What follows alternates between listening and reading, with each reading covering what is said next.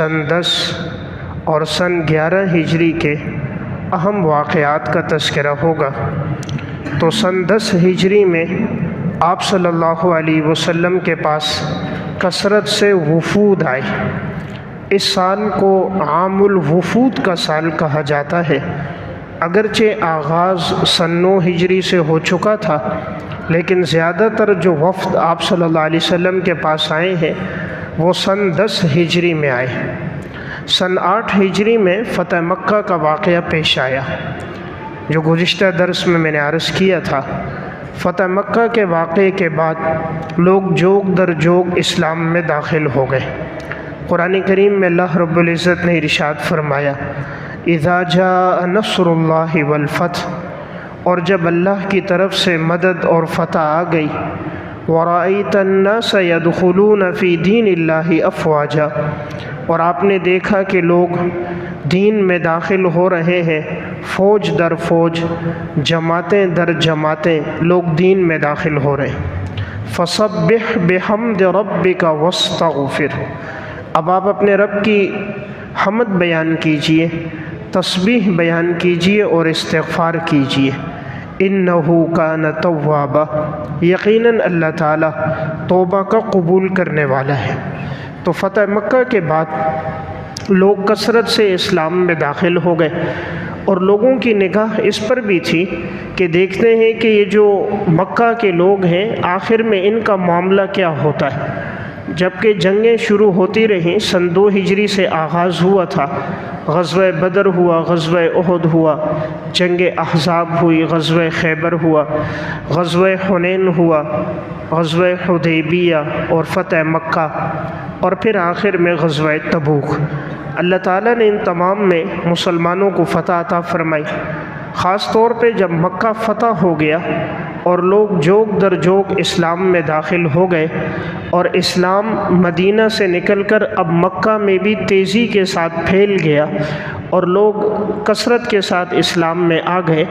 اب دائیں بائیں کے اطراف کے جو لوگ تھے وہ بھی آپ صلی اللہ علیہ وسلم کے پاس آنے لگے اور اسلام قبول کرنے لگے۔ چونکہ حضور کے معجزات کا تذکرہ، آپ کے عالی اخلاق کا تذکرہ، شریعت کے احکامات کا تذکرہ، شریعت کے روشن براہین اور دلائل کا تذکرہ ہر خاص و عام تک پہنچ چکا تھا۔ اب لوگ حضور سے ملنے کے لیے آتے تھے۔ تو مسجد نبوی میں آپ صلی اللہ علیہ وسلم نے ایک ستون تھا جسے کہا جاتا تھا اسطوانۃ الوفود، یعنی وہ ستون جس کے پاس وفد آ کر ٹھہرتے ہیں، تو ان کو مسجد میں ایک کونے میں ٹھہرایا جاتا تھا۔ اس کا مقصد یہ تھا کہ یہ لوگ جب مسجد کے کونے میں آ کے ٹھہر جائیں گے تو یہ لوگ مسلمانوں کو اور آپ صلی اللہ علیہ وسلم کو قریب سے دیکھ لیں گے۔ مسلمانوں کی معاشرت، مسلمانوں کے اخلاقیات، ان کی وضاحت، شریعت کے احکامات، اذان، نماز، رسول اللہ صلی اللہ علیہ وسلم کی قرات، آپ کے معاملات، آپ کی طرز زندگی، آپ کی معاشرت اور حسن اخلاق لوگ قریب سے جب دیکھ لیں گے تو وہ خود اسلام میں داخل ہو جائیں گے۔ ایک تو وہ جو لوگوں میں پروپیگنڈا تھا، جیسے آج بھی لوگ اسلام کو مسخ کر کے پیش کرتے ہیں، اور جب بھی کوئی قریب آ کر دیکھتا ہے تو وہ متاثر ہو کر اسلام میں داخل ہو جاتا ہے، تو اس طرح وفود آنا شروع ہوئے۔ انہی وفود میں ایک وفد آیا جسے کہتے ہیں وفد حوازن۔ وفد حوازن اس وقت آیا جب آپ صلی اللہ علیہ وسلم غزوہ حنین سے فارغ ہوئے اور آپ جعرانہ کے مقام پر تھے، اور آپ نے مال غنیمت کو تقسیم کر دیا تھا۔ آپ انتظار میں تھے کہ یہ لوگ آئیں گے تو میں ان کے درمیان میں معاملات طے کر دوں گا، لیکن اس وقت یہ لوگ نہیں پہنچے۔ کافی دنوں کے بعد یہ لوگ آئے، اور پھر یہ 14 افراد تھے، اور ان کے ساتھ حضرت حلیمہ سعدیہ رضی اللہ تعالیٰ عنہا بھی تھی، وہ بھی اسی قبیلے کی تھیں جو رسول اللہ صلی اللہ علیہ وسلم کے رضائی والدہ ہیں۔ ان لوگوں نے آ کر کہا ہمارے جو قیدی آپ کے پاس ہے، تو لگ بھگ تقریباً 6000 کے قریب یہ قیدی تھے کہ جو حنین میں مسلمانوں کے ہاتھ آئے، جن میں عورتیں بھی تھیں، بچے بھی تھے، ان کے علاوہ بوڑھے بھی تھے، بہت سے جوان بھی تھے۔ تو انہوں نے آ کر کہا کہ ہمارے قیدی آپ کے پاس ہے، آپ ان قیدیوں کو رہا فرما دیجیے۔ رسول اللہ صلی اللہ علیہ وسلم نے فرمایا میں تو تمہارا انتظار کرتا رہا لیکن تم لوگ نہیں آئے، میں کافی دیر میں نے تمہارا انتظار کافی دن وہاں کیا تھا، اب میں نے غنیمت تو تقسیم کر دی لیکن میں صحابہ اکرام کے سامنے یہ بات رکھوں گا، اگر جو چاہے تو خوش دلی کے ساتھ ان غلاموں کو آزاد کر دے، اور اگر کوئی خوش دلی سے نہ کرے تو جب مجھے پہلی مرتبہ مال غنیمت ملے گا تو میں ان میں سے ان کو دوبارہ حصہ دے دوں گا، غلام دے دوں گا، جو حصہ بنتا ہے وہ دے دوں گا۔ آپ نے فرمایا میرے حصے میں اور ہمارے قبیلے کے حصے میں جتنے غلام ہیں ہم ان کو مفت آزاد کرتے ہیں، ہمارے حصے میں جو مال آیا ہے ہم تمہیں وہ واپس کرتے ہیں۔ آپ صلی اللہ علیہ وسلم نے پھر خطبہ دیا، آپ نے صحابہ سے فرمایا کہ یہ تمہارے بھائی آئے ہیں اس حال میں کہ یہ توبہ تائب ہے اور شرمندہ ہے، اب اگر تم چاہو تو ان کے قیدیوں کو خوش دلی سے واپس کر دو، اور اگر تم راضی نہ ہو تو جب پہلی مرتبہ مجھے مال غنیمت ملے گا تو میں اس میں سے وہ غلام تمہیں واپس کر دوں گا۔ صحابہ کرام مزاج نبوت کو سمجھنے والے تھے، فرمایا یا رسول اللہ جیسے آپ کی رائے ویسے ہماری بھی، ہم ان تمام غلاموں کو مفت آزاد کرتے ہیں تو گویا ایک دن میں تقریباً 6000 غلام آزاد ہو گئے، ان میں مرد بھی، عورتیں بھی، بچے بھی، وہ سب کے سب ان کو واپس کر دیے گئے۔ تو یہ قبیلے کے لوگ بڑے خوش ہو گئے، خوش و خرم ہو کر واپس لوٹے، اور ان میں پھر بعد میں کثرت کے ساتھ لوگ اسلام میں داخل ہو گئے۔ تو یہ بھی ایک وفد تھا جو آپ علیہ الصلوۃ والسلام کے پاس آیا۔ ایک وفد اس کے بعد ہے وفد ثقیف۔ وفد ثقیف یہ وہ وفد تھا، ماقبل میں تذکرہ ہوا تھا، جس وقت غزوہ حنین ہوا تھا تو اس کے بعد ان میں سے چند لوگ بھاگ گئے اور طائف میں جا کر ایک قلعے میں محصور ہو گئے تھے۔ آپ صلی اللہ علیہ وسلم اور صحابہ اکرام وہاں تھے، اب وہ لوگ باہر انتظار کرتے رہے لیکن یہ لوگ قلعے سے باہر نہیں آتے تھے، اوپر سے تیر اندازی بھی کرتے، پتھر بھی مارتے رہتے، مسلمانوں کو تکلیف دیتے۔ کافی دیر انتظار رہا، کافی دن رہا لیکن یہ لوگ نہ آئے، تو پھر آپ صلی اللہ علیہ وسلم نے مشورے کے ساتھ فرمایا کہ اب ہم چلتے ہیں، اگر یہ لوگ خود ہی بزدل بن کر یہاں ٹھہرے ہوئے ہیں، لومڑی کی طرح اندر گھسے ہیں، باہر آتے نہیں، جب یہ دوبارہ کبھی باہر آئیں گے تو انشاءاللہ ان سے مقابلہ ہو جائے گا۔ تو جب حضور چلے گئے چند دنوں کے بعد ان کو اپنے فعل پر ندامت ہوئی اور یہ لوگ خود آپ صلی اللہ علیہ وسلم کے پاس آئے تھے، اور اس کا سبب حضور کی وہ دعا تھی کہ جب بعض ساتھیوں نے حضور سے فرمایا کہ آپ ان ثقیف والوں کے لیے بد دعا کر دیجئے کہ اللہ تعالیٰ ان کو ہلاک کر دے، تو رسول اللہ صلی اللہ علیہ وسلم نے فرمایا نہیں، آپ نے دعا فرمائی تھی اللہم اہد ثقیفا وَأْتِ بِهِمْ مُسْلِمِينَ، یا اللہ ثقیف کے لوگوں کو ہدایت عطا فرما اور انہیں میرے پاس لے کر آ اس حال میں کہ یہ لوگ اسلام قبول کر لیں، یا اللہ ان کو مسلمان بنا کر میرے پاس لے کر آ۔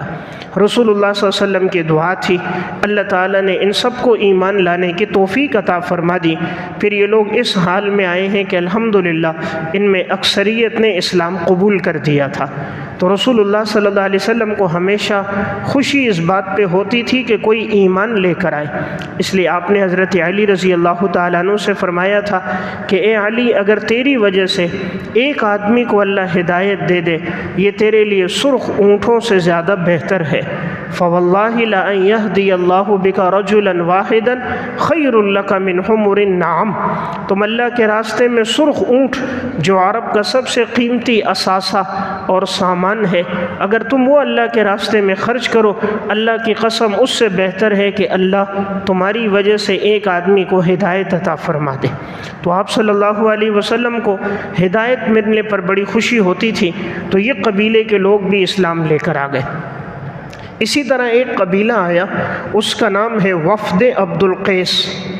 وفد عبد القیس یہ قبیلہ 2 مرتبہ آپ صلی اللہ علیہ وسلم کے پاس آیا۔ پہلی مرتبہ سن 5 ہجری سے پہلے اس قبیلے کے تقریباً 14 یا 15 افراد رسول اللہ صلی اللہ علیہ وسلم کے پاس آئے تھے۔ اس قبیلے کا جو سردار ہے اسے کہا جاتا تھا اشج عبد القیس۔ جس وقت اس قبیلے کے لوگ حضور کے پاس آئے تو انہوں نے خوشی میں، محبت میں اپنی سواریوں کو ایک دم مسجد نبوی کے قریب آتے ہی سواریوں کو کھلا چھوڑا، دوڑتے ہوئے آپ صلی اللہ علیہ وسلم کی خدمت میں آئے کہ ہم رسول اللہ صلی اللہ علیہ وسلم کا چہرہ انور دیکھیں۔ آپ سے ملاقات ہو، آپ کی صحبت میں بیٹھے، دوڑتے ہوئے حضور کی مجلس میں آئے۔ لیکن یہ جو قبیلے کا سردار تھا، یہ ایک دم دوڑتا ہوا نہیں آیا، بلکہ اس نے تمام سواریوں کو باندھا، اس نے غسل کیا، صاف ستھرا دھلا ہوا لباس پہنا، خوشبو استعمال کی، اور آ کر 2 زانو رسول اللہ صلی اللہ علیہ وسلم کے قریب بیٹھ گیا۔ آپ صلی اللہ علیہ وسلم اس کی سنجیدگی سے، عالی اخلاق سے، کردار سے متاثر ہوئے۔ آپ نے فرمایا ان فیک لخصلتین یحبہم اللہ، اللہ نے تمہارے اندر 2 خوبیاں ایسی رکھی ہیں جو اللہ کو بڑی پسند ہے۔ انہوں نے پوچھا یا رسول اللہ کون سی؟ آپ نے فرمایا الحلم والاناۃ، نمبر 1 بردباری، نمبر 2 سنجیدگی۔ تم ایک سنجیدہ ہو، نمبر 2 بردبار ہو، جل مزاج نہیں ہو۔ جیسے ساتھی جلدی میں آ گئے، سواریوں کو کھلا چھوڑا، اب اگر یہ لوٹ کر جاتے، کوئی سواری بھاگ جاتی، بدک جاتی تو پریشانی ہوتی، لیکن تم نے سنجیدگی سے سارے کام کیے ہیں۔ اللہ کو تمہاری یہ 2 خصلتیں بڑی پسند ہیں۔ تو ایک دفعہ تو یہ قبیلے کے لوگ اس وقت آئے، پھر انہوں نے آپ صلی اللہ علیہ وسلم سے فرمایا تھا کہ ہمارے درمیان اور آپ کے درمیان میں قبیلے مضر کے لوگ آباد ہیں، ہم آپ کے پاس ہمیشہ نہیں آ سکتے، آپ ہمیں چند احکامات کے بارے میں نصیحت فرما دیں۔ تو رسول اللہ صلی اللہ علیہ وسلم نے اس وقت ان کو 4 احکامات بیان فرمائے تھے۔ فرمایا تم اللہ پر ایمان لے کر آؤ، نماز قائم کرو، تم زکوٰۃ ادا کرو، اور تم مال غنیمت میں سے 5واں حصہ اللہ کے نام پہ خرچ کرو۔ اور آپ نے انہیں منع فرمایا کہ تم یہ 4 برتنوں کو استعمال مت کرو۔ اس دور میں چونکہ شراب ان برتنوں میں بنائی جاتی تھی تو ان میں پھر نبیذ بھی بناتے تھے، تو لیکن چونکہ عموماً یہ نبیذ کو اگر رکھ دیا جائے تو پھر اس میں نشہ آ جاتا ہے، تو آپ صلی اللہ علیہ وسلم نے صدًا للذرائع منع فرمایا۔ کدو کا وہ برتن جس کو کھوکھلا کر دیا جاتا، اندر سے خالی کیا جاتا اور پھر اس میں پانی ڈال کر کھجوریں ڈال دی جاتی، تو مسامات چونکہ اس کے بند تھے تو اس میں نشہ آ جاتا تھا، تو اس لیے آپ نے اس برتن سے منع کیا۔ وہ برتن جو سبز مٹکا، کثرت استعمال کی وجہ سے اس کے مسامات بند ہو جاتے تھے، آپ نے فرمایا اس کو استعمال نہ کرو۔ اس طرح کھجور کا وہ تنا جس کو کھوکھلا کر دیا جائے، اندر سے خالی کر کے اس میں شراب بناتے، آپ نے اس سے منع فرمایا۔ اور ایک وہ برتن جس پہ تارکول لگایا جاتا تھا، اس سے اس کے مسامات بند ہو جاتے تھے۔ تو ابتدا میں منع کرنے کی وجہ یہ تھی تاکہ جب ان چیزوں سے بچیں گے تو شراب کی حرمت، نفرت ان کے دلوں میں زیادہ آ جائے گی۔ بعد میں اگرچہ ان برتنوں کے استعمال کی اجازت آ گئی کہ اب اگر ان برتنوں کو دھو کر کوئی کسی اور کام میں استعمال کرے تو کر سکتا ہے، لیکن ابتدا میں آپ علیہ الصلوۃ والسلام نے منع فرمایا تھا۔ تو پہلی مرتبہ جب یہ وفد آیا تو حضور نے ان کو یہ احکامات دیے۔ دوسری مرتبہ یہ وفد جب آیا ہے سن 9 ہجری اور ایک قول سن 10 ہجری میں آیا، تو پھر کثرت کے ساتھ یہ لوگ بھی اسلام لے کر آئے۔ اسی طرح ان وفود میں ایک وفد آیا تھا جس کو وفد نجران کہا جاتا ہے۔ یہ وفد نجران بھی سن 10 ہجری میں آیا۔ ایک قول اس کے بارے میں بھی سن 9 ہجری کا ہے، اور اکثر اہل سیر کی رائے سن 9 ہجری کی ہے۔ اس وفد کے اندر 60 افراد تھے اور اس میں 14 ان کے سردار تھے، اور اس کا جو سب سے بڑا تھا اس کا نام عبد المسیح تھا اور اس کا لقب عاقب تھا۔ یہ لوگ نجران کے عیسائی لوگ تھے۔ یہ آپ صلی اللہ علیہ وسلم کے پاس آئے، اور چونکہ یہ سب انجیل کے بڑے علماء تھے، ان میں 14 سردار تھے، اپنی مذہبی کتاب کا بڑا علم رکھتے تھے، تو یہ آپ صلی اللہ علیہ وسلم کے پاس گفتگو کے لیے آئے۔ جب حضور کے پاس یہ لوگ پہنچے تو رسول اللہ صلی اللہ علیہ وسلم نے اعزاز کے ساتھ ان کو بٹھایا، نجران کے اس وفد کو۔ تو پھر آپ نے ان سے گفتگو شروع کی، تو ان لوگوں نے پہلی بات یہاں سے بات کی کہ عیسیٰ علیہ الصلوۃ والسلام معاذ اللہ رب العزت کے بیٹے۔ آپ صلی اللہ علیہ وسلم نے بتلایا اللہ رب العزت کی جو ذات ہے، لیس کمثلہ شیء، اللہ کا مثل کوئی نہیں ہے۔ بیٹا جو ہوتا ہے وہ باپ کے مثل ہوتا ہے، اللہ کا مثل تو کوئی نہیں، یعنی اللہ خالق ہے، عیسیٰ علیہ الصلوۃ والسلام مخلوق ہے۔ تم کیسے ایک مخلوق کو خالق کے مشابہ قرار دیتے ہو؟ اللہ تعالیٰ کی ذات اولاد سے، بیوی بچوں سے اللہ سب سے پاک ہے۔ تو تو آپ علیہ الصلوۃ والسلام نے اللہ کی صفات ان کو بیان کی۔ اللہ کی ذات حی ہے، ہمیشہ سے ہمیشہ رہے گا، اور عیسیٰ علیہ الصلوۃ والسلام پر تو ایک دن موت آ جائے گی۔ اللہ محتاج نہیں ہے، فرمایا عیسیٰ علیہ السلام تو کھانے کے پینے کے محتاج تھے، ضرورتوں کے محتاج ہیں۔ اللہ رب العزت بشریت سے ماورا ذات ہے۔ عیسیٰ علیہ الصلوۃ والسلام تو بشر ہیں، اور وہ پیدا ہوئے ہیں اپنی والدہ حضرت مریم کے بطن سے پیدا ہوئے ہیں۔ حضرت مریم بھی ایک انسان اور محتاج ہیں، حضرت عیسیٰ علیہ الصلوۃ والسلام بھی، تو وہ خالق نہیں ہے۔ تو آپ صلی اللہ علیہ وسلم نے اللہ رب العزت کی ذات صفات کے متعلق تفصیلی احکامات بیان کیے۔ اسی موقع پر قرآن کریم سورہ آل عمران کی ابتدائی آیات کا بھی نزول ہوا، اور اس سورت کی بہت سی آیات اسی موقع پر نازل ہوئی ہیں آل عمران کی۔ ان ابتدائی آیات میں اللہ رب العزت نے اپنی صفات کا تذکرہ فرمایا الف لام میم اللہ لا الہ الا هو الحی القیوم، نہیں ہے کوئی معبود سوائے اللہ کے، اور اللہ وہ ہے جو حی ہے، ہمیشہ سے زندہ ہے اور ہمیشہ زندہ رہے گا۔ تو اشارہ تھا کہ عیسیٰ علیہ السلام پہلے نہیں تھے، اب ہیں، اور ایک وقت آئے گا کہ ان کا بھی انتقال ہو جائے گا۔ قرب قیامت میں جب عیسیٰ علیہ السلام آسمانوں سے نزول فرمائیں گے، خلافت قائم کریں گے، خلافت کے قیام کے بعد ایک دن ان کا بھی انتقال ہو جائے گا، تو وہ حی نہیں ہے، اللہ کی ذات حی ہے۔ القیوم، اللہ کی ذات جس نے ساری کائنات کو تھام کے رکھا ہے، ساری کائنات کو باقی رکھنے والی ذات اللہ کی ذات ہے۔ اور عیسیٰ علیہ السلام کی یہ صفت نہیں۔ نزل علیک الکتاب بالحق مصدقا لما بین یدیہ وانزل التوراۃ والانجیل، پس آپ پر اللہ نے کتاب نازل فرمائی قرآن کریم سچائی کے ساتھ، جو تصدیق کرنے والی ہے ان کتابوں کی جو آپ سے پہلے تھی، اور اللہ ہی نے تورات کو بھی نازل کیا، انجیل کو بھی نازل کیا اس سے پہلے، من قبل ھدی للناس وانزل الفرقان، ان سے پہلے اللہ نے ان کتابوں کو نازل کیا جو سراپا ہدایت ہے لوگوں کے لیے، اور اللہ نے قرآن کو بھی نازل کیا۔ ان الذین کفروا بآیات اللہ لہم عذاب شدید، جو لوگ اللہ کے احکامات کا انکار کرتے اللہ نے ان کے لیے بڑا سخت عذاب رکھا ہے۔ واللہ عزیز ذو انتقام، اللہ غالب ہے اور بدلہ لینے والا، انتقام لینے والا ہے۔ ان اللہ لا یخفی علیہ شیء فی الارض ولا فی السماء، اللہ تعالیٰ پر کوئی چیز پوشیدہ نہیں ہے، نہ زمینوں میں نہ آسمانوں میں۔ هو الذی یصورکم فی الارحام کیف یشاء، اللہ ہی وہ ہے جس طرح چاہتا ہے تمہیں ماں کے رحم میں تمہاری تصویر اور صورت کو بناتا ہے۔ صورت کو بنانے والا، پیدا کرنے والا، تخلیق کرنے والا اللہ ہے۔ یہ صفات عیسیٰ علیہ السلام میں نہیں ہے۔ لا الہ الا هو العزیز الحکیم، نہیں ہے کوئی معبود سوائے اس اللہ کے جو غالب ہے اور اس کے ہر کام میں بڑی حکمتیں ہیں۔ تو اس موقع پر آپ صلی اللہ علیہ وسلم نے یہ آیات بھی ان کے سامنے بیان کی، لیکن نجران کے یہ جو عیسائی تھے ان کو بات سمجھ نہیں آ رہی تھی۔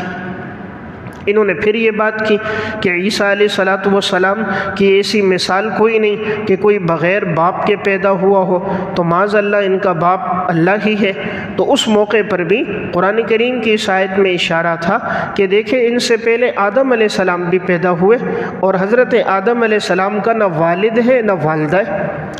اگر کوئی اس وجہ سے کہ جس کا باپ نہ ہو تو معاذ اللہ اگر وہ خدا کا بیٹا کہلائے تو پھر تو آدم علیہ السلام تو بطریق اولا خدا کا بیٹا کہلانے کے مستحق ہیں، ان کا تو والد بھی نہیں تھا، والدہ بھی نہیں تھی۔ حضرت عیسیٰ علیہ السلام کی تو پھر بھی والدہ حضرت مریم موجود ہے۔ ان مثل عیسیٰ عند اللہ کمثل آدم خلقہ من تراب ثم قال له کن فیکون، عیسیٰ علیہ السلام کی مثال اللہ کے ہاں اس طرح ہے جیسے آدم علیہ السلام کی مثال ہے۔ جب اللہ نے حضرت آدم کو بغیر ماں باپ کے پیدا کیا تو اللہ نے اپنی قدرت سے حضرت عیسیٰ علیہ السلام کو بھی بغیر باپ کے پیدا کیا، لیکن انہیں بات سمجھ نہیں آ رہی تھی۔ تو اللہ رب العزت نے آگے ان کو آپ صلی اللہ علیہ وسلم کی زبانی مباہلے کا چیلنج دیا چیلنج یہ ہے، آنے والی آیات میں تلاوت کر رہا ہوں، اس میں اللہ رب العزت نے فرمایا کہ یہ لوگ اپنے اس باطل عقیدے سے باز نہیں آتے، عیسیٰ علیہ السلام کو خدا کا بیٹا قرار دیتے، رب کے ساتھ شریک ٹھہراتے، یہ لوگ اس سے باز نہیں آ رہے، تو آپ ان سے کہہ دیجئے دلائل تو ان کے پاس ہے نہیں، انجیل میں کوئی ایسا حکم نہیں ہے کہ اللہ نے نازل کیا ہو اور اللہ نے کہا ہو کہ معاذ اللہ عیسیٰ علیہ السلام خدا کا بیٹا، جب انجیل میں موجود نہیں، سابقہ آسمانی کتابوں میں موجود نہیں، قرآن کریم میں نہیں ہے، دلائل ان کے پاس نہیں ہے، تو پھر ان کو چیلنج کرو، یہ لوگ بھی اپنی بیویوں کو، اپنے بچوں کو اور خود یہ لوگ جمع ہو جائیں ایک میدان میں، آپ بھی اپنی بیوی بچوں کو لے کر ایک میدان میں آ جائیں اور اللہ کے سامنے گڑ گڑائیں اور دعا کریں کہ جو حق پر ہے اللہ اس کو فتح دے، جو باطل پر ہے اللہ اس کو تباہ و برباد کر دے، اللہ اس کو ذلیل و رسوا کر دے۔ آپ صلی اللہ علیہ وسلم نے اب ان کو چیلنج کیا، دلائل میں تو تم نہیں آ سکے، مقابلہ نہیں کر سکے، سمجھا رہا ہوں بات سمجھتے نہیں ہو، تو قرآن کریم نے آگے فرمایا الحق من ربک فلا تکن من الممترین، قرآن کریم تیرے رب کی ذات کی طرف سے برحق ہے، پس آپ مت ہو جائیے شک کرنے والوں میں سے۔ فمن حاجک فیہ من بعد ما جاءک من العلم، پس بات اس کے کہ ان کے پاس علم آ چکا ہے، اس کے باوجود بھی اگر یہ لوگ الجھتے ہیں، جھگڑتے ہیں، بحث مباحثہ کرتے ہیں، فقل تعالوا ندعو ابناءنا و ابناءکم، فرما دیجئے کہ آؤ میں بھی اپنے بیٹوں کو بلاتا ہوں، اپنی اولاد کو بلاتا ہوں، تم بھی اپنی اولاد کو بلاؤ، ونساءنا و نساءکم، میں بھی اپنی گھر والیوں کو بلاتا ہوں، تم بھی اپنی عورتوں کو گھر والیوں کو بلاؤ، وانفسنا و انفسکم، میں بھی اپنے نفسوں کو لے کر آتا ہوں، تم بھی اپنے نفسوں کو لے کر آؤ، ثم نبتہل فنجعل لعنت اللہ علی الکاذبین، پھر ہم اللہ کے سامنے گڑ گڑاتے ہیں، تضرع اور عاجزی کرتے، روتے ہیں اور اللہ کی لعنت ہو جھوٹوں پر۔ آپ صلی اللہ علیہ وسلم نے ان تمام عیسائیوں کو جو 60 افراد تھے جن میں 14 ان کے سردار تھے، آپ نے سب کو یہ چیلنج دہرا دیا، اگر تم اپنے آپ کو حق پہ سمجھتے ہو تو کل کے دن تم بھی اپنی بیویوں کو، اپنے بچوں کو، اپنی اولاد کو لے کر جمع ہو جاؤ، میں بھی جمع ہوتا ہوں ایک صحرا میں، تم بھی دعا کرو، میں بھی دعا کرتا ہوں، جو ناحق پر ہوگا اس پر اللہ کا غضب ہوگا، اللہ اس کو تباہ و برباد کرے گا، جو حق پہ ہوگا اللہ اس کو فتح دے دے گا۔ رسول اللہ صلی اللہ علیہ وسلم اگلے دن اپنی صاحبزادی حضرت فاطمہ، حضرت حسن، حضرت حسین، حضرت علی رضی اللہ تعالی عنہ، آپ صلی اللہ علیہ وسلم ان کو لے کر آئے۔ اس وقت تک حضور کی اور بیٹیاں جو تھیں وہ دنیا سے جا چکی تھی، حضرت رقیہ کا بھی انتقال ہو چکا تھا، ام کلثوم کا بھی انتقال ہو چکا تھا، حضرت زینب کا بھی انتقال ہو چکا تھا، آپ کی کوئی اور بیٹی اس وقت موجود نہیں تھی، آپ کی صرف ایک ہی بیٹی اس وقت موجود تھی حضرت فاطمہ، اور آپ کے بیٹوں کا انتقال بھی پہلے ہو چکا تھا۔ آپ صلی اللہ علیہ وسلم کے تینوں بیٹوں کا انتقال بچپن میں ہوا ہے۔ جس وقت یہ واقعہ پیش آ رہا ہے سن 9 ہجری اور ایک قول سن 10 میں، تو اس وقت تک آپ کی کوئی اور اولاد نہیں تھی سوائے حضرت فاطمہ کے، تو آپ حضرت فاطمہ کے دونوں بچے اور حضرت علی جن کے ساتھ آپ کا دوہرا رشتہ تھا، حضور کے چچا زاد بھی تھے، آپ صلی اللہ علیہ وسلم کے ہاں ان کی پرورش بھی ہوئی اور رسول اللہ صلی اللہ علیہ وسلم کے داماد بھی تھے، تو حضور ان کو لے کر آ گئے، فرمایا تم بھی لے کر آؤ۔ اب یہ جو لوگ تھے جب انہوں نے دیکھا اور ان کے جو بڑے سردار تھے انہوں نے دیکھا تو انہوں نے ایک دوسروں سے کہا بھئی یہ نبی سچا نبی ہے، پتہ تو تھا ان کو، کہا یہ نبی سچا نبی ہے، اس کے ساتھ اللہ کی مدد ہے، اور اگر ہم نے ان کے ساتھ مباہلہ کیا اور یہ کہہ دیا کہ جو ناحق ہے اس پر غضب ہو تو ہم سارے کہیں ایسا نہ ہو کتے بندر اور بچھو نہ بن جائیں، اللہ کا غضب ہم پر نہ اتر جائے، بہتر یہ کہ اس نبی کے ساتھ صلح کر لو، ایمان نہیں لاتے تو نہ لاؤ، صلح کر دو، جو یہ ہم سے مانگتے ہیں جو جزیہ وہ جزیہ ان کو دے دیتے ہیں، مباہلہ نہیں کرتے ورنہ ہم میں سے کوئی بھی زندہ سلامت واپس نہیں جائے گا۔ بات کو تو سمجھ گئے تھے، رسول اللہ صلی اللہ علیہ وسلم کی صداقت تو ہر ایک پر آیا تھی، جانتا تو ہر کافر تھا کہ حضور سچے نبی ہیں، لیکن قبیلے، خاندان، ذاتی اغراض، دولت، منصب، پیسہ، عہدہ، جائیداد، یہ گناہ ان کے کام میں رکاوٹ ہوتے تھے کہ یہ ہدایت کو قبول نہیں کرتے تھے۔ اب انہوں نے یہ بات سمجھ لی، فوراً کہا ہم آپ سے مباہلہ نہیں کرتے، بلکہ آپ جو چاہو گے ہم آپ کو دیں گے۔ تو کہا آپ جتنا چاہیں سالانہ جو ہم پر جزیہ بنتا ہے، جو ٹیکس بنتا ہے جزیہ وہ ہم دیں گے، ہم آپ سے مباہلہ نہیں کرتے۔ تو پھر آپس میں بات طے ہو گئی اور سالانہ ان پر 2000 جوڑے رکھ دیے گئے کہ تم وہ 2000 دو گے، وہ مال غنیمت میں جمع ہوتے اور فقراء، غریب، مساکین میں، یتیموں میں تقسیم ہو جاتے تھے۔ اور آپ نے فرمایا اگر ہمارا کوئی قاصد تمہارے پاس آئے گا تو تم ان کی مہمان نوازی کرو گے، اور اگر کوئی لشکر اسلام کے خلاف، مسلمانوں کے خلاف بغاوت کرے تو تم ان کا ساتھ نہیں دو گے۔ ان سے یہ شرائط طے ہو گئی۔ جب یہ لوگ چلے گئے، رسول اللہ صلی اللہ علیہ وسلم نے فرمایا تھا اگر یہ لوگ مباہلہ کرتے تو اللہ جب ان کو لوٹاتا تو یہ کتے اور بندروں کی صورت میں اور خنزیر کی صورت میں مسخ ہو جاتے، اللہ کا ان پر غضب نازل ہوتا اور آگ ان پر برستی، کوئی نہ بچتا۔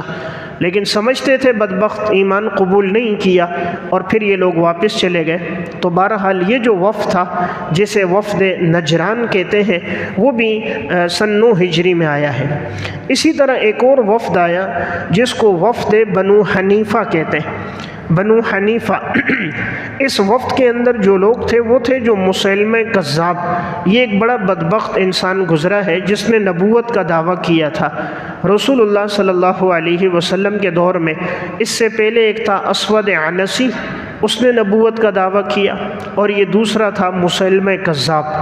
جب اس کے قبیلے کے لوگ رسول اللہ صلی اللہ علیہ وسلم کے پاس آ رہے تھے تو یہ اپنی تکبر اور رعونت کی وجہ سے یہ بدبخت